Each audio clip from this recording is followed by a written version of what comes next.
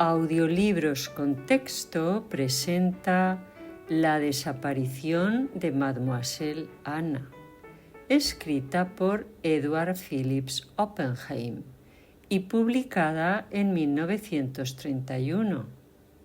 Es una obra de misterio ambientada en la glamurosa pero peligrosa Riviera francesa del periodo de entreguerras. Maestro del thriller elegante, Oppenheim combina crimen, intriga y dobles identidades en un mundo donde el lujo convive con el engaño. Esta historia forma parte de una serie protagonizada por Peter James, un ex policía neoyorquino que opera desde las sombras, guiado por su propio sentido de justicia. Montecarlo parecía un paraíso, pero James sabía que hasta el paraíso puede esconder infiernos. Después de una carrera truncada por su honestidad, Peter James dejó atrás las calles grises de Nueva York. Ya no respondía a un comisario ni llevaba placa. Años atrás había perdido su puesto por negarse a encubrir a un compañero corrupto. Pero en la Costa Azul, entre ruletas y copas de brandy, encontró un nuevo oficio y un nuevo juego. Aunque ahora se hiciera pasar por artista, su instinto de investigador seguía intacto. Y cuando el crimen volvía a cruzarse en su camino, no podía ni quería mirar hacia otro lado. La historia de Mademoiselle Anna transcurre en la Europa de entreguerras, especialmente en la Riviera francesa, un refugio para aristócratas despojados, exiliados políticos, nuevos ricos y oportunistas. Tras la Primera Guerra Mundial, muchas casas reales europeas perdieron el poder y la nobleza, sin tronos ni ingresos estables, se mezcló con empresarios, artistas y figuras del crimen en lugares como Montecarlo o Niza.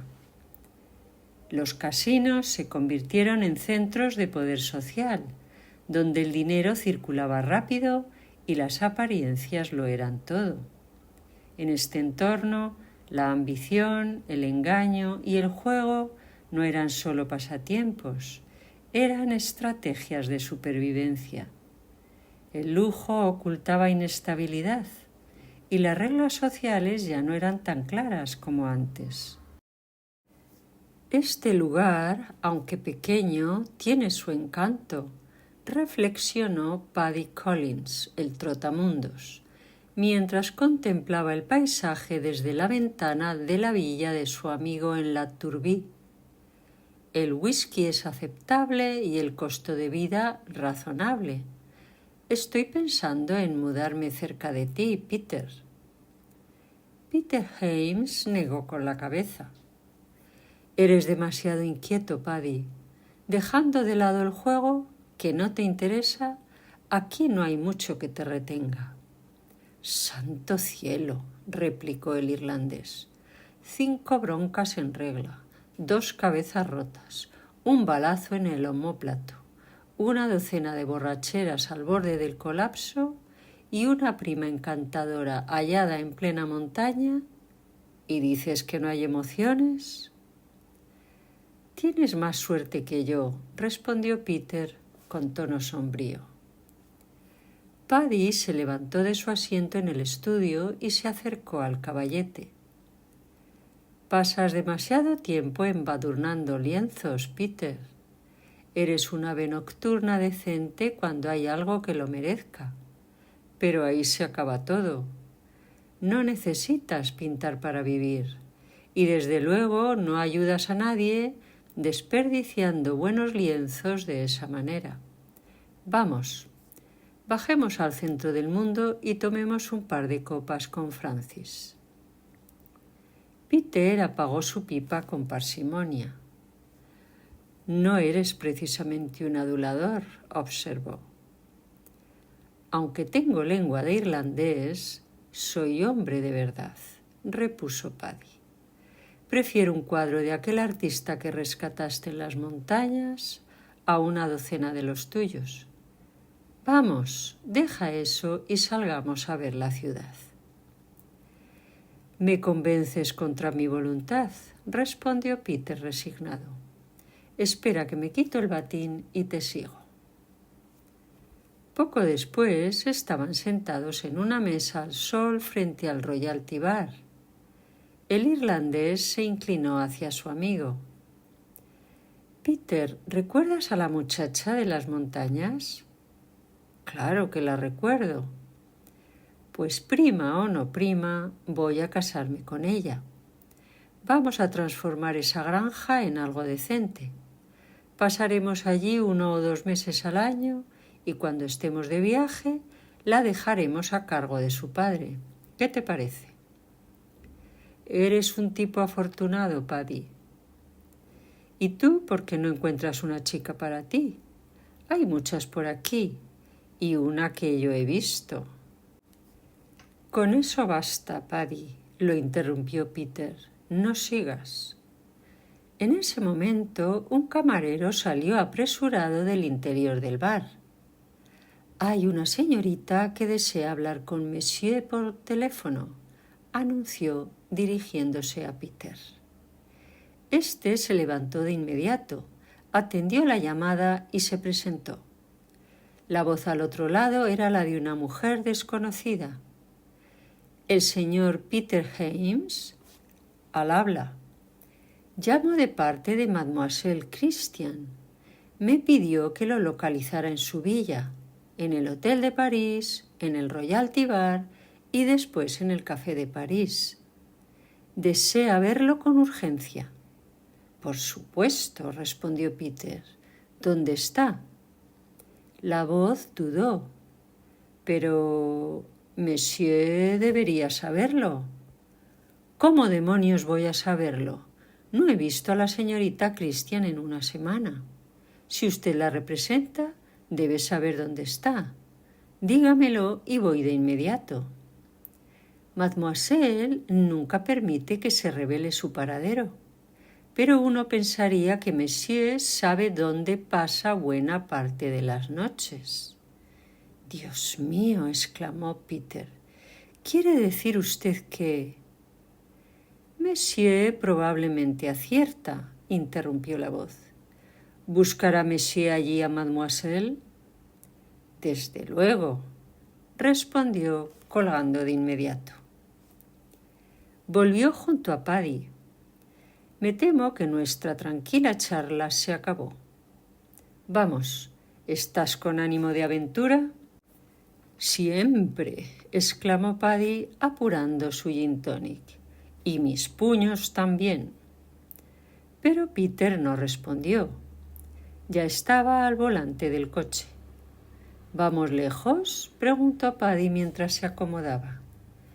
Menos de 1 kilómetro. Al café nocturno de Beausoleil. ¿Y nos espera jaleo? No lo sé, admitió Peter, desconcertado. Solo sé que una joven por la que tengo cierto interés probablemente estuvo allí anoche y no ha regresado.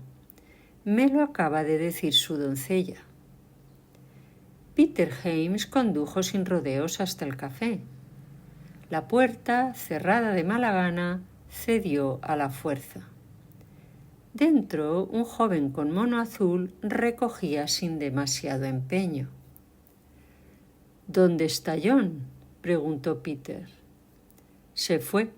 Yo soy el nuevo camarero. ¿Y Madame Lapour, la gerente? También se ha ido. Aquí ya no queda nadie.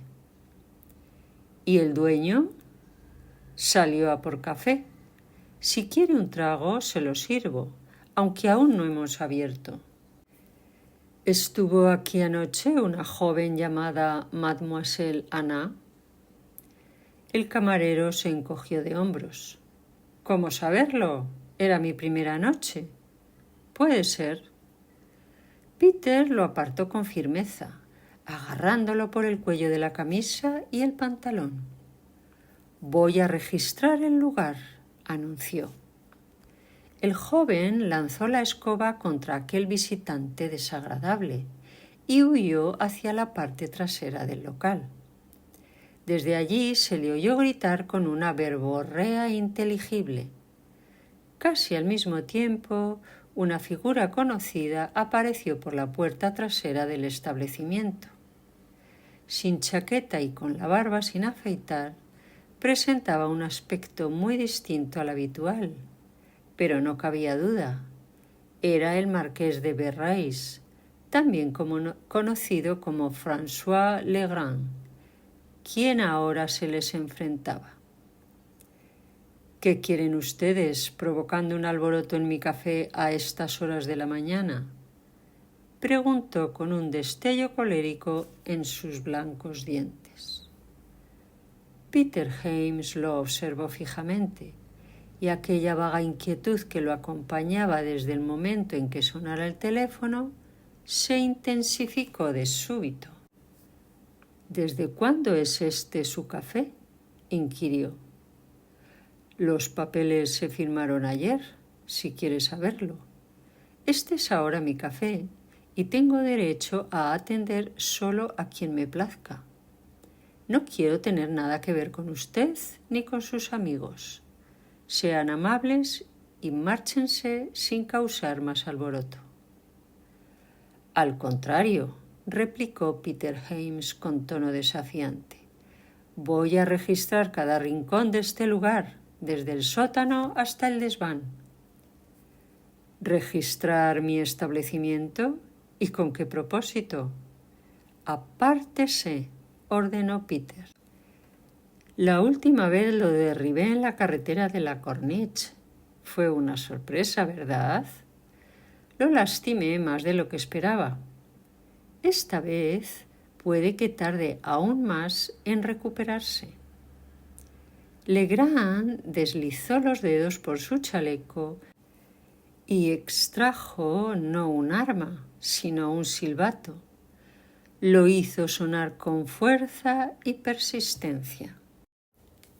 Esto es para la policía, se burló. Ya veremos si permiten que unos desconocidos destrocen mi local a su antojo.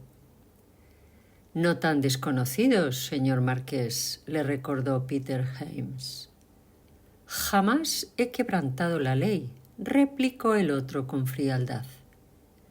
Legrand extendió el brazo señalando triunfalmente hacia la puerta. Con actitud oficial, aunque con una prisa poco reglamentaria, un sargento de policía acompañado de un gendarme cruzó el umbral. Sargento, se quejó Legrand, estos dos hombres, a quienes no conozco y mucho menos son amigos míos, han llegado hace un momento, han agredido a mi camarero y han declarado su intención de forzar mis puertas y registrar cada habitación. Exijo, por tanto, que se los lleve de inmediato. Los acuso de agresión. ¿Qué tiene que decir al respecto, monsieur?, preguntó el sargento volviéndose hacia Peter. Una joven, que suele pasar aquí 1 o 2 horas varias noches a la semana, explicó Peter James, estuvo en este lugar anoche y no ha regresado a su casa. Sé que este individuo, Legrand, quien afirma haber adquirido el café, además de ser un sinvergüenza, le guarda rencor a la señorita. Admito que le dije que pensaba registrar el local en su busca. Ya que está usted aquí, sargento, tal vez quiera ahorrarme el trabajo. El sargento lo miró con severidad. ¿Qué razones tiene, monsieur, para creer que la joven se encuentra en estas instalaciones? He recibido una llamada telefónica pidiéndome ayuda, respondió Peter. Está usted cometiendo un error, señor, declaró el sargento. Hasta donde sabemos, el señor Legrand es un hombre honrado y no hay prueba alguna que justifique el registro del local. Peter James suspiró mientras sacaba su billetera. No tema ni espere que le ofrezca un soborno, sargento, dijo con suavidad. Solo le pido que eche un vistazo a esta tarjeta. Se la tendió. El sargento la tomó con aire desdeñoso, pero al leer el nombre se sobresaltó, y al leer las pocas líneas escritas, su actitud se desmoronó. Devolvió la tarjeta y saludó con respeto.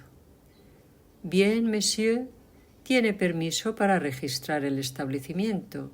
Mi gendarme y yo estamos a su disposición». «¿Qué?», gruñó Legrand. «Sargento, ¿qué significa esto?» «Creo que usted es un hombre honesto, monsieur Legrand», dijo el sargento. «Tiene mi simpatía, pero monsieur posee una credencial que le otorga privilegios especiales en el Principado, y por cortesía también en esta zona, así que no puedo oponerme». «Espere un momento», exclamó Legrand. «¿Se trata de una joven? Es cierto que una vino anoche, pero solo por un rato. Llegó ebria y pidió permiso para acostarse en el piso de arriba. Lo había olvidado. Quizás sea esa la persona a la que monsieur busca. Un momento». Y salió apresuradamente del lugar. Menos de 3 minutos después, Peter Hems tuvo, sin duda alguna, la sorpresa de su vida. Se oyó un portazo, pasos ligeros al otro lado del local, y por la entrada trasera del bar apareció Mademoiselle Anna, con su cigarrillo en la larga boquilla y una enigmática sonrisa en los labios. «¡Pero qué escándalo!», exclamó. «Y la policía, además». «¿Es esta la joven en cuestión?», preguntó el sargento a Peter Hems. Este asintió. «Mademoiselle Anna», prosiguió, dirigiéndose a ella, «el sargento desea saber si tiene algún motivo de queja. En otras palabras, si ha sido retenida aquí contra su voluntad». Monsieur Legrand, que había bajado las escaleras sin hacer ruido, se mantenía vacilante junto al mostrador. Mademoiselle Anna sacudió la ceniza de su cigarrillo. «¿Quejas?», repitió. «¿Qué motivo tendría yo para quejarme? Me quedé aquí anoche y caí profundamente dormida». Peter observaba el rostro de Legrand. Su expresión, inicialmente cargada de temor, pasó a la perplejidad más absoluta y finalmente a un visible alivio. Mademoiselle Anna lanzó el cigarrillo con gracia. De pie, bajo la luz intensa de la mañana, Peter Hems se asombraba aún más del arte de su maquillaje. No quedaba ni rastro de Sibylle Christian, ni en los rasgos ni en la coloración. «¡Oh, la, la!», exclamó. «Quiero mi desayuno. Bonjour, monsieur Legrand. Mis 2 amigos, ya que están aquí, me acompañarán, supongo». Salieron juntos del local. Mademoiselle Anna, caminando entre ambos, tomó un brazo de cada uno y los condujo unos metros calle arriba. En cuanto estuvieron fuera del alcance del café, se detuvo y llamó un coche de caballos que pasaba. «Permanezcan ocultos hasta la 1, queridos amigos», suplicó. «Almorcemos juntos entonces en la Manzana de Oro».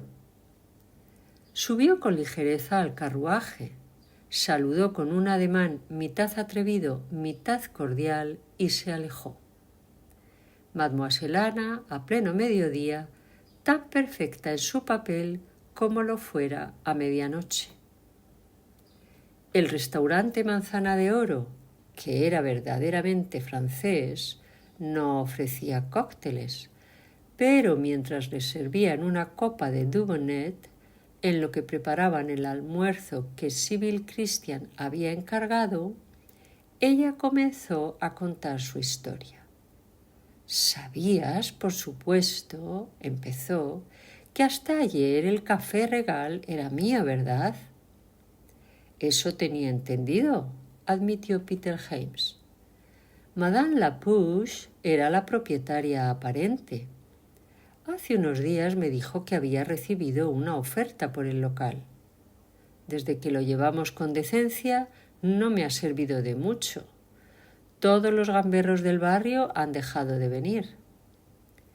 No estaba muy interesada en vender hasta que me reveló el hombre del posible comprador. Legrand, ni más ni menos, y con Fifín instalada allí como esposa del patrón. No lo dudé ni un instante. Le dije que vendiera, pero con la condición de que la habitación del piso superior, donde tengo el micrófono y el armario, quedara reservada exclusivamente para mi uso.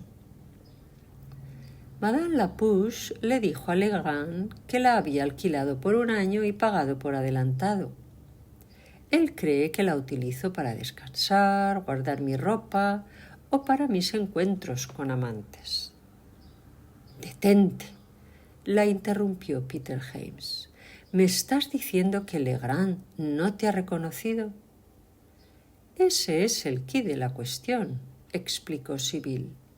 «Sospecha que soy algún tipo de espía, pero no sabe para quién, y no me ha relacionado de ninguna manera con Sibyl Christian.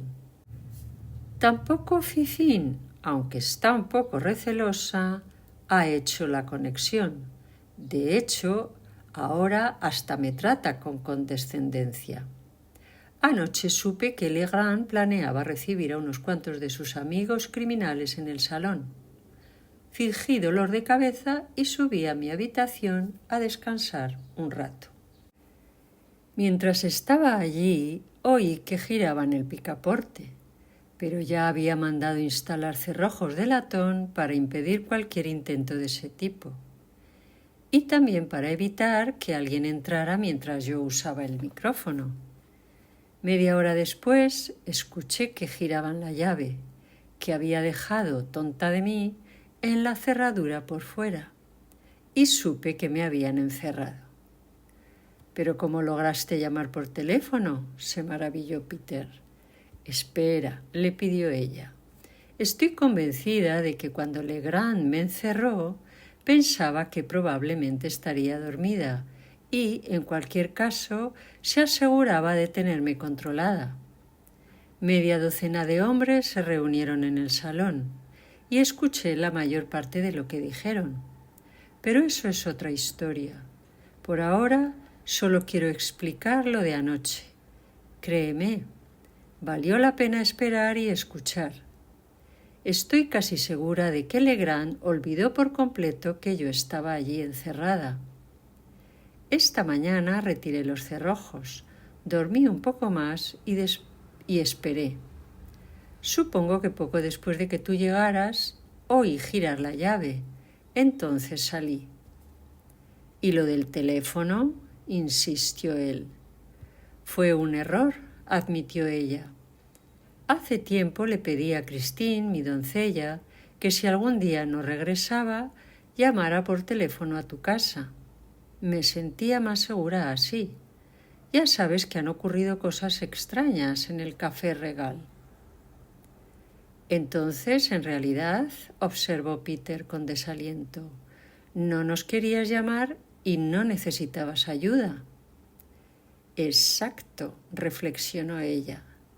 «He mantenido mi habitación cerrada con llave todo el tiempo. La cerradura me llegó desde París y estoy completamente segura de que la llave no podría haber sido copiada. Por eso también estoy segura de que nadie ha examinado mi armario, donde está el micrófono. La prueba está en lo que escuché anoche. ¿Ahora entiendes mi actitud esta mañana? Quiero conservar mi posición en el café. En tiempos de la vieja Madame era un sitio peligroso, pero por lo que he oído parece que con Legrand será aún peor». El almuerzo transcurrió en relativo silencio. Al terminar, Paddy Collins se marchó deprisa para encontrarse con su familiar llegado de las montañas. «¿Por qué estás tan abatido?», preguntó Sibyl a Peter, que aún permanecía con ella. «Déjame llevarte a las colinas, lejos de este lugar», le rogó él. y te lo contaré. Me encantaría, aceptó ella.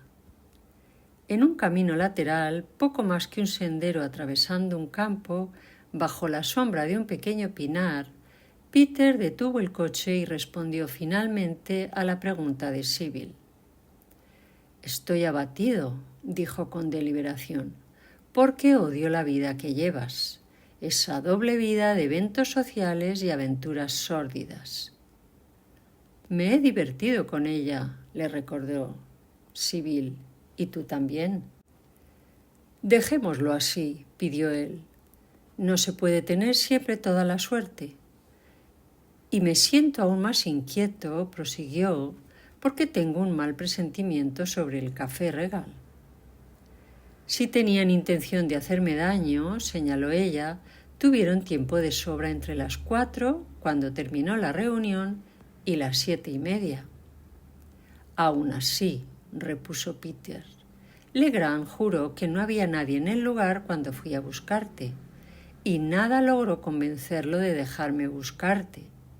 Solo cuando llegaron los policías y vieron mi tarjeta, recordó tu existencia y te dejó salir. Peter, dijo ella con determinación, hagamos un trato. Esta noche escucharé una vez más la reunión, y con eso se acabó. Si en lo que oigo hay una aventura, será la última. Él le tomó la mano. Trato hecho, prometió.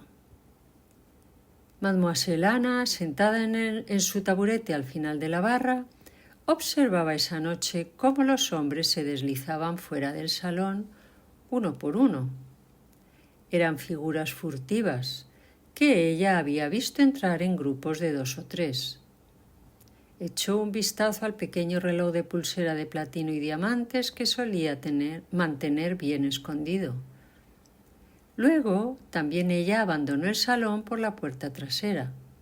Subió las escaleras, abrió la puerta de su habitación, corrió los cerrojos, volvió a cerrarla desde dentro y se dirigió hacia lo que parecía un simple armario en la esquina.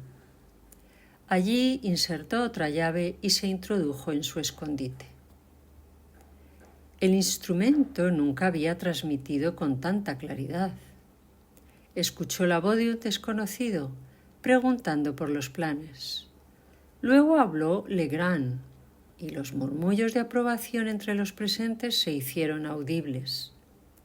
París, Marsella, Londres, Nueva York, Chicago, por no mencionar otras ciudades, decía Legrand, tienen todas su crimen organizado. El crimen es una profesión, como cualquier otra.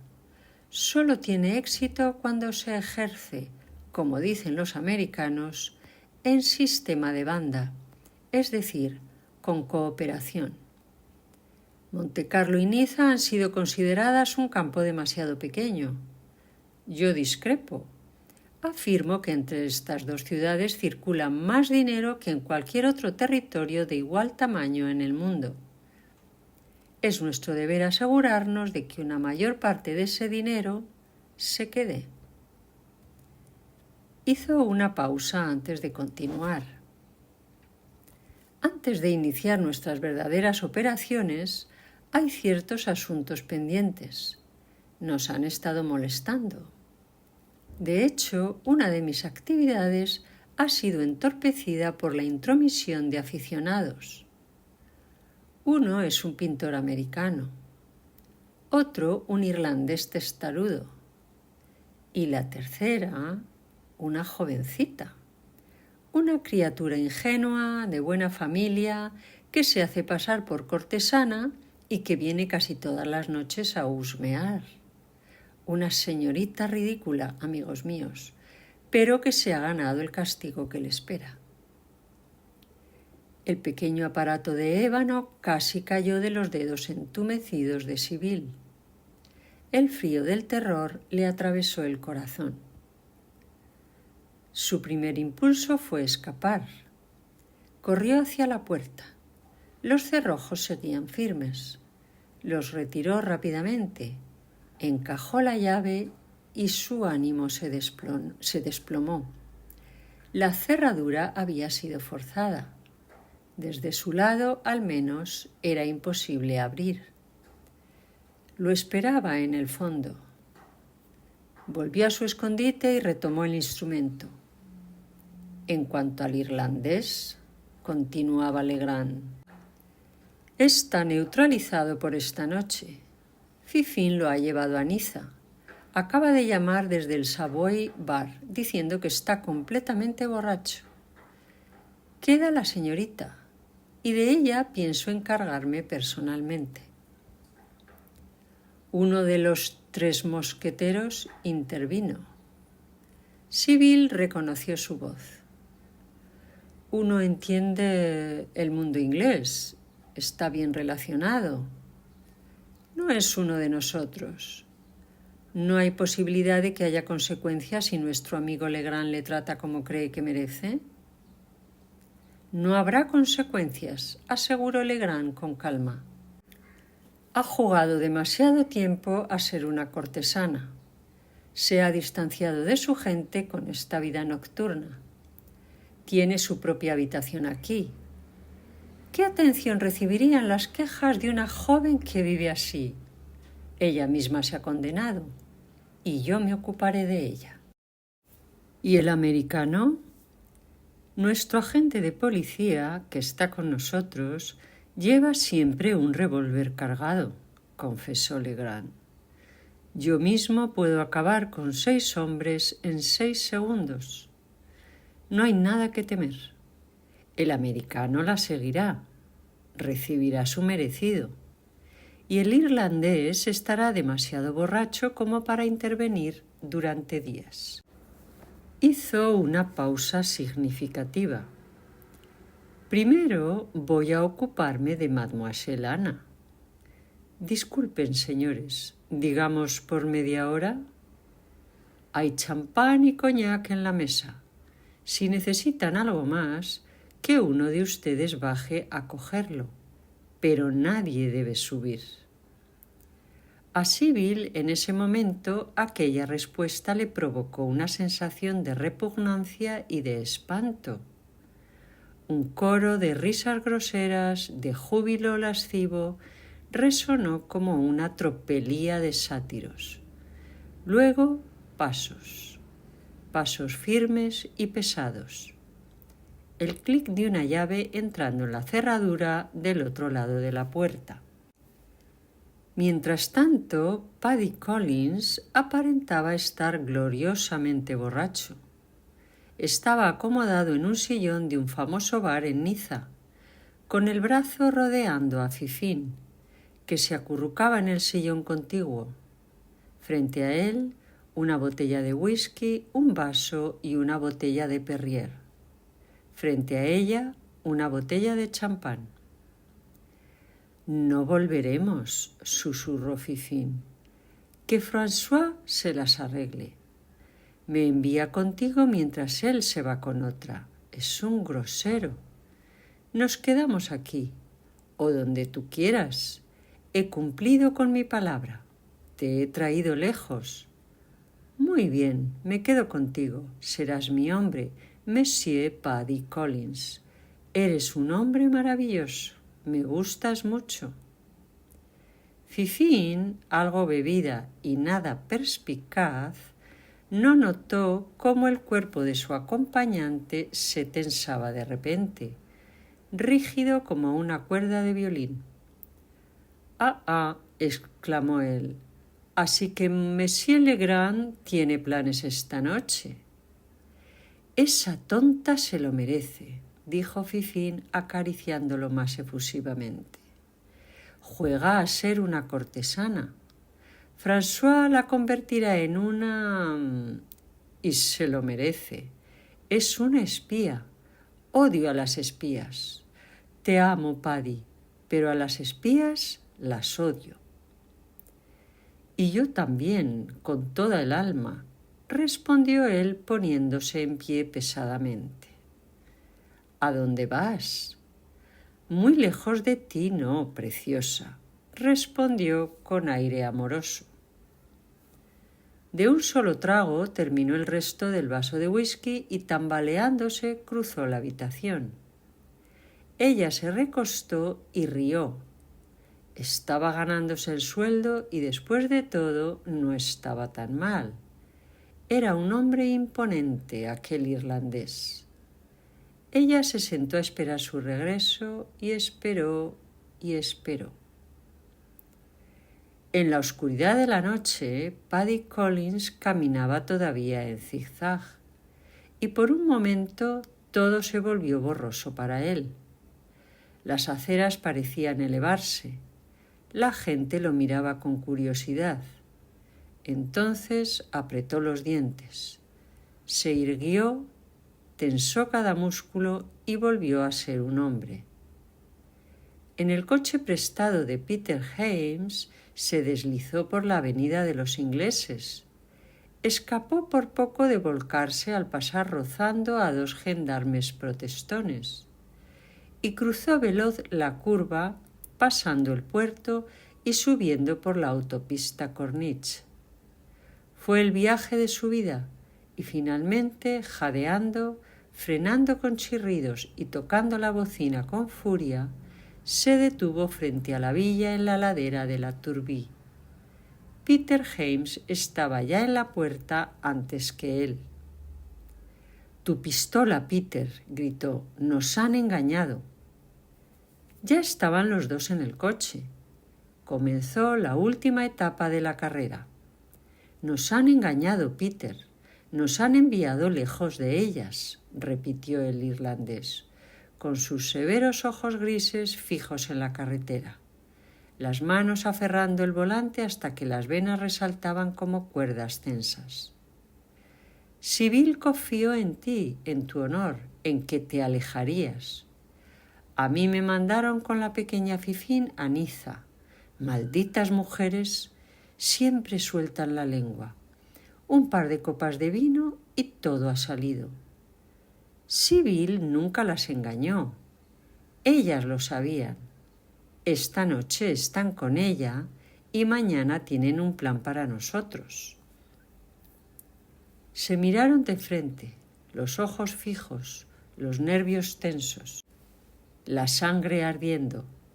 Pero la pelea de todas las épocas nunca llegó, porque cuando abrieron de golpe la puerta del Café Regal, Mademoiselle Anna estaba sentada en su taburete habitual, fumando un cigarrillo largo. No había nadie más en el lugar. Ella los miró sin apartar la vista. Frente a ella, un revólver. «Paddy», exclamó, «Peter, sois vosotros al fin. ¿Cómo lo habéis sabido?» «Paddy me lo ha dicho», respondió él. «¿Qué ha pasado, Sibyl?» «Lo he matado», confesó. «Tuve que hacerlo. Los demás se asustaron cuando lo supieron. Se han escondido como ratas». No se oía un ruido. No había un solo camarero en la barra. Únicamente vacío y silencio. La sacaron del local y la ayudaron a entrar en el coche. «Tuve que matarlo», gimió. «Peter, ha sido culpa mía. Debería haberte escuchado». Ya habían cruzado la frontera antes de las 8, con un visado en sus pasaportes que les valió muchos saludos. Partieron rumbo a Italia. Paddy Collins se inclinó hacia adelante. «Peter, amigo», confesó, «este país me resulta extraño. ¿Conoces algún lugar cercano donde quizás pueda comprar una botella de whisky irlandés?»